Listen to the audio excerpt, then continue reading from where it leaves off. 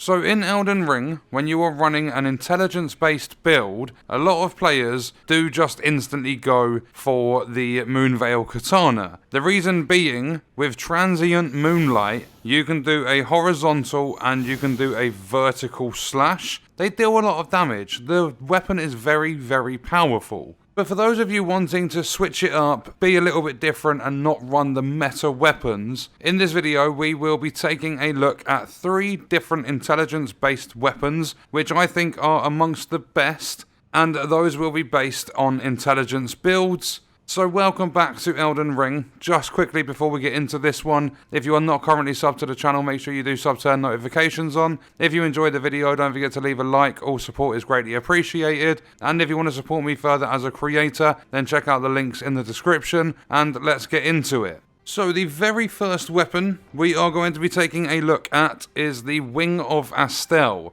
This is absolutely fantastic. It's a B intelligence scaling, E for strength, C for dex. The requirements are quite low, 20 intelligence, 17 dex, and only 7 strength. With this weapon, if you come up to an enemy and you use its skill, what it's going to do is lay out this like cloud of magic, whatever you want to call it. And as long as you do hit the enemy, it creates like a row of explosions, and each one deals big damage. This is really, really good for bosses as well as standard enemies. And not only that, it's an incredibly light weapon. It only weighs 2.5, and this actually swings faster than katanas. So with light attacks, you can get a lot of quick successive attacks in. In order to get your hands on the Wing of Astel, you need to make your way to Ansel River. You're going to want to come to the main site of grace there. Once you are here at the site of grace, if you head south, there will be enemies in your game that are not in my game, because I have previously taken them out. I believe the first one will be like one of the weird creatures like what Astel is going to be like hanging off the ceiling, and they like chuck rocks and stuff at you. They're weird enemies. I don't know what they're called. But I think there will be one hanging there where we've just run past. But if you follow this route, and what you want to do is carry on coming down. When you get to this section here, my stamina's going to be the end of me one day. If you come down to the left, you've got some big like giant head ant thing that does try slamming you, but if you make your way past it, at the end you're going to have an enemy that just stands there. But if you take out this enemy, and then to the right take out his friend, providing you don't die, at this stage you will have another one of those things that's just like dropping off the roof sort of thing.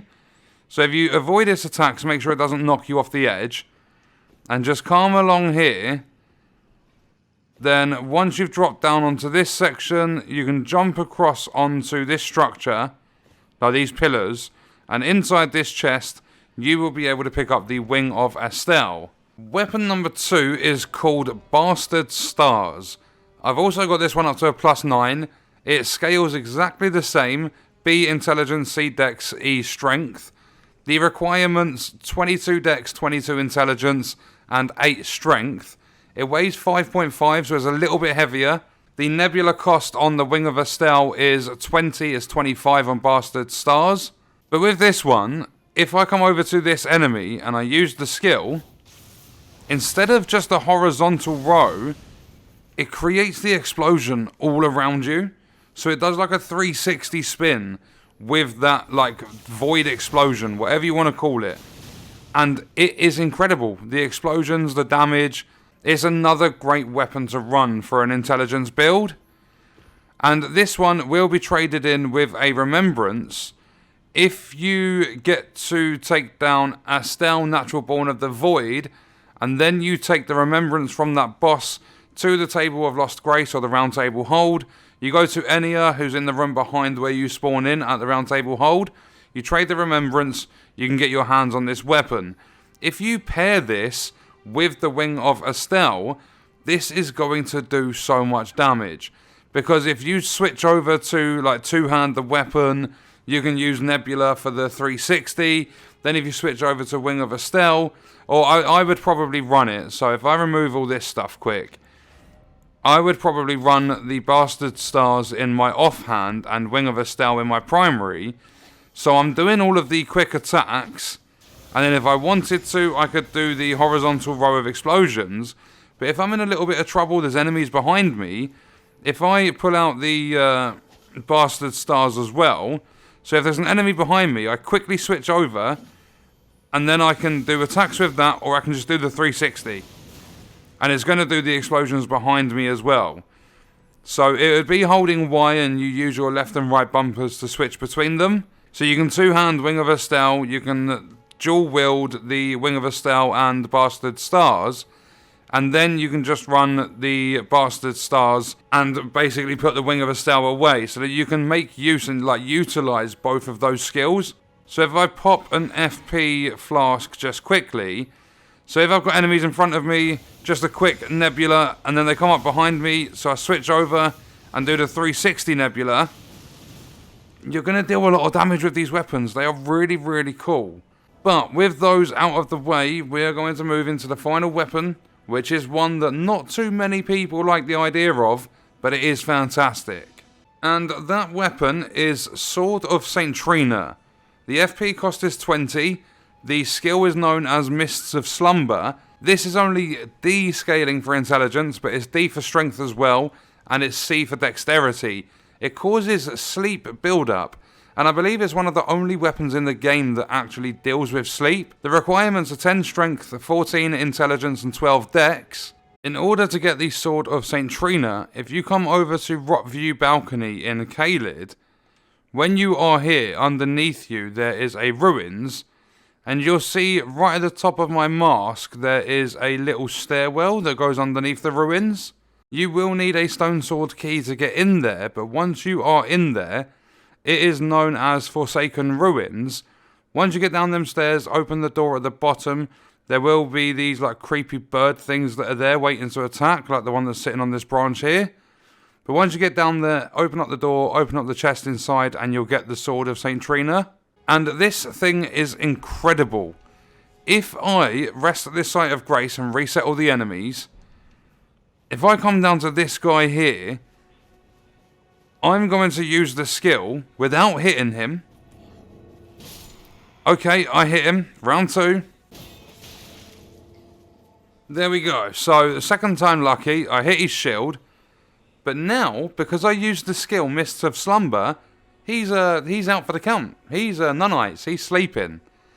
So I can just leave him there, because this enemy will not wake up, at least for a very long time, when you apply sleep. With other enemies, it's not going to be as efficient. Some will only sleep for a couple of seconds. But the fact that you can get big enemies down, I think even some bosses... Okay, he did wake up, but it's a nice long time. But you can get some of the bigger enemies in the game to sleep. And not only that, if it's something like a giant, if we come over the Waypoint Ruins, if it's a giant, you can land a crit. So this is going to break all poise and everything like that. It's going to put them to sleep, and then you can get a crit. And I noticed, with that guy back at Gatefront, I put him to sleep, and then I got a crit on him, so I kind of like stabbed him in the chest or whatever. And that dealt like 1800 damage. So it seems as though you get boosted damage when they're sleeping. So if we come to these giants over here, hopefully this puts them both to sleep. It's not even going to reach one of them. Okay, that was fantastic. Let's try again. So there we go. And this guy is none-eyes. But he's open for a crit. So I can stab him in the head for like 1300 damage. And I'm pretty sure I can just do it again, providing I don't kill him. He's got the effect there. I don't think he is going to fall asleep. Oh, he's going to fall asleep again. Yeah, night, dude. Night. So you can see how effective it is. Because if I don't even bother attacking this guy, if I just put him asleep, or at least try to. Yeah, there we go. Perfect. He's going to sleep.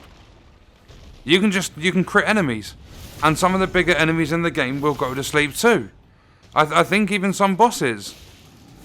The only problem I see with this is you'll notice that I've got like the effect on the sword. You can see all of that, like basically the sleep around it. If you get hit once, if I come over here and get attacked by one of these, there we go. You'll see that the sleep has worn off. So it doesn't stay essentially procced when you get hit. And I see that as a little bit of a problem, especially if you're trying to build up sleep over time. Because some enemies might be a little bit more resistant to it. But I think this is absolutely fantastic for a weapon in the game. If we come back to Gatefront, I'll quickly show you an example of a standard backstab and then a crit on a guy when they're sleeping. So we've just spawned in, we come over here. I'm going to crouch, I'm going to get a standard backstab.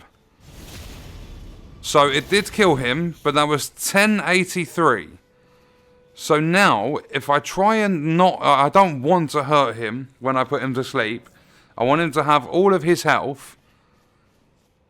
So if I maybe get his attention and make him walk into the sleep. Go for an attack. So now if I do it, walk into it.